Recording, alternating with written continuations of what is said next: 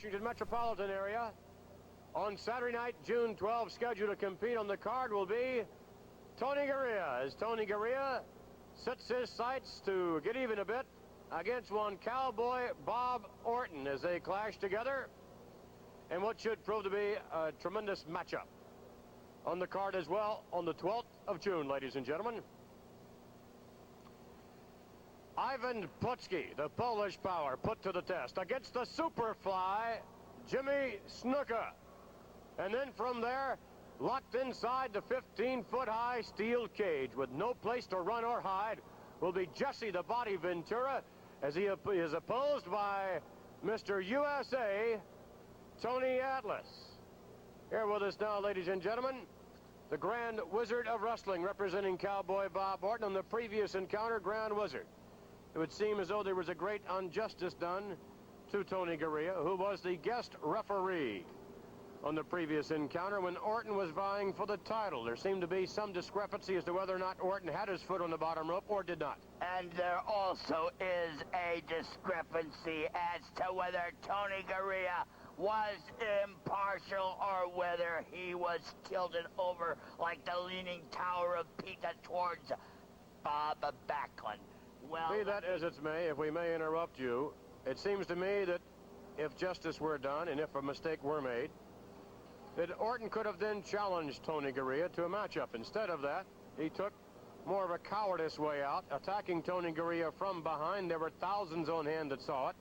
Delivered the shoulder breaker to Tony Garea and thought that Tony would suffer a long-term consequence. He did not. Garea asked for the match, and we understand that you did not want Orton to wrestle him. You understand wrong. I want Orton to wrestle him more than anything in the world. I want that superplex put on that Kiwi as it has never been put on before.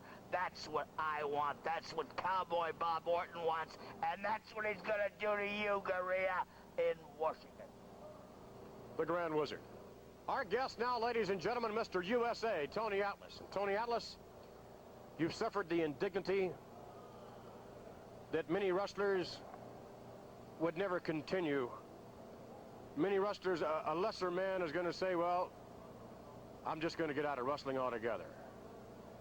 Your opponent that you'll meet in the steel cage, and finally this culmination, be it victory or defeat for you, will end in Washington. A man who thought that he embarrassed you in a pose down, thought that he embarrassed you indeed when he was arm wrestling, and then from there in the previous encounter thought that indeed he was the smarter of the two. I wonder if you're going to be satisfied with the culmination of this feud in the steel cage one way or the other.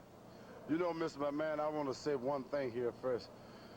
When I was a little boy, my father, he decided it was too tough to take care of 9 kids. So he decided to skip on and go on to Richmond, Virginia, leave my mother in a little bit of old town called Roanoke, Virginia. And she used to get up at 7 o'clock in the morning, go to work, get off at 2 o'clock in the morning, then go back at 4, and I didn't see her again until 11. They called that a split shift. A lot of time, all she had was a little bit of penny loafer. She shoved a piece of cardboard down in the bottom of her, and she went on out in the snow. And I said, Mom, why you put yourself through that? She said, "Cause boy, if I didn't do it, you wouldn't make it. If I give up, then we might as well just throw in the towel, because I ain't gonna give up, because I'm gonna raise you boys." And she didn't give up, because right now you're looking at one of her sons. I'm next to the baby, 250 pounds, 6'2", and I'm a professional wrestler. I'm in one of the greatest areas in professional wrestling today. But I got an obstacle in my way. One, Jesse the Body Ventura. In the past, Jesse challenged me to arm wrestle meet, embarrass me. Challenged me to opposing me, embarrass me. Challenged me to a match, embarrass me. Now, Jesse, I got you in the cage, brother. No more embarrassment, no more humiliation. I'm going to be like my mother. I'm going to shove a piece of cardboard down in my old penny loafer, and I'm going to climb into that ring, brother. I don't care if the snow up to my knees, because I'm just like her. You got to keep going. You got to keep on getting on, because if you don't, you're going to fall on the race side. Only the strong survive in this world. And Jesse, both of us are two strong men. Both of us know it, brother. But one thing wrong, brother. We got something between us that want to make us want to fight each other, make us want to rip each other's heads off. If that's what it's going to take, brother, the cage going to sell it all. The cage in the Capitol Center. Jesse the Body Ventura, 275 pounds, going to face 250 pound Tony Atlas. And, brother, we're going to fight all night if we have to. I don't care how long the match lasts, how bloody it get, how vicious it get. I'll be in the Capitol Center, Jesse.